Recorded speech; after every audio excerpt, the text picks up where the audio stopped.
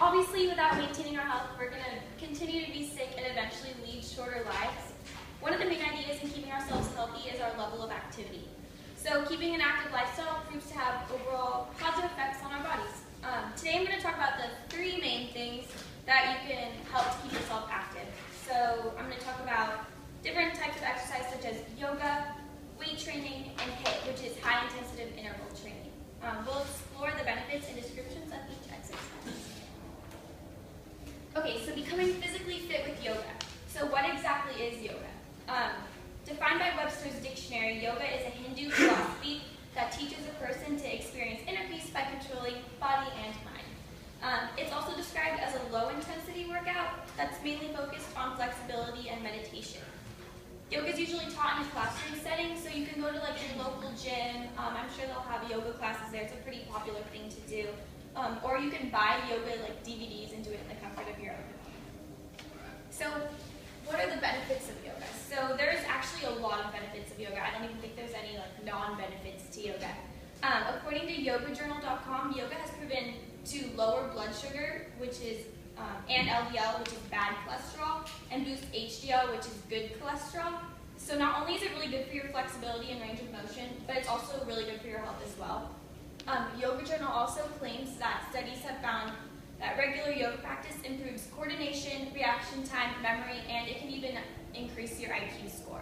So not only are you practicing your health and fitness, you're also benefiting your brain as well, and reaction times. So we can kind of relate to that because finals are creeping up upon us, so it might be a good benefit to go and take a yoga class. So who is yoga for exactly? Since yoga is a less intensive option of physical fitness, like guys might be wondering, oh no, like I'm not flexible, like I could never do yoga, that's crazy. But it's pretty much for anyone who needs to improve their flexibility and range of motion and overall health. So yoga is great for people who have stress in their lives, but if you're looking for something a little bit more intense, weightlifting could be for you. Weight training is the act of lifting weights to strengthen your desired muscle. Does anyone know who that is? No? Okay, his name's Joey Swoll. I know, weird, but he's really popular on Instagram, and he competes in bodybuilding. So he's a really big in weight training.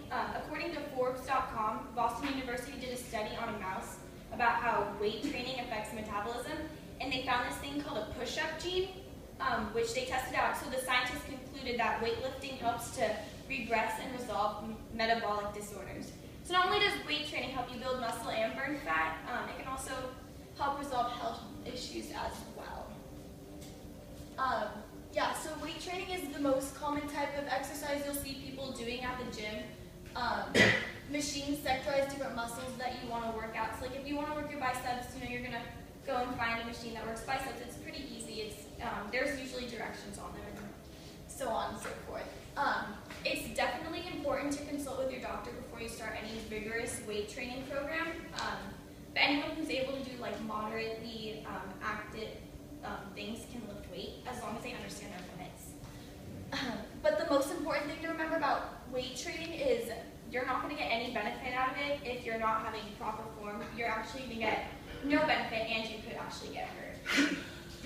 So weight training is great for toning up muscles and burning fat, but burning fat is actually most abundant in HIIT training, so high intensity interval training.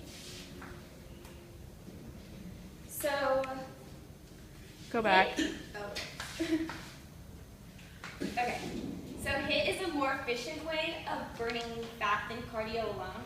HIIT uses bursts of intense movement following a rest period, then again, more bursts of intense cardio or workout. So according to bodybuilding, studies comparing HIIT to continuous steady state exercise have shown that HIIT is far superior for fat loss, despite requiring less time to complete it. So pretty much what that means is, since you're working your heart rate more, you're getting it up instead of keeping it at a steady pace like you would be running on a treadmill at 6 or 7 miles an hour for like 30 minutes. You're actually getting more out of HIIT than that kind of cardio because you're working your heart. So this is actually an example of a HIIT workout. So what you would pretty much do is you do 45 seconds of jogging in place, which is, for some people, it's a constant heart rate. And then you would do 45 seconds of burpees, jump up and down, so that's a higher heart rate, and then so on and so forth. You can switch off. Over here is the exercise for fat loss hierarchy. So as you go up, you're gonna take more time and less intensity. So it's pretty much gonna take you more time to burn fat, and the intensity is gonna be less. So that's gonna be like yoga. But if you're looking to trim your fat really fast, you're gonna go down and you're gonna get circuit training CrossFit. So that's gonna be more intense and it's gonna take less time. So although keeping an active lifestyle can be challenging at times, it's important for yourself to keep up on it. The benefits definitely outweigh the risks. If you find yourself having problems keeping up to your weight training or physical fitness program, then get with your friends, motivate each other. But the most important thing to remember is staying healthy and fit is perfectly attainable if you put in the effort and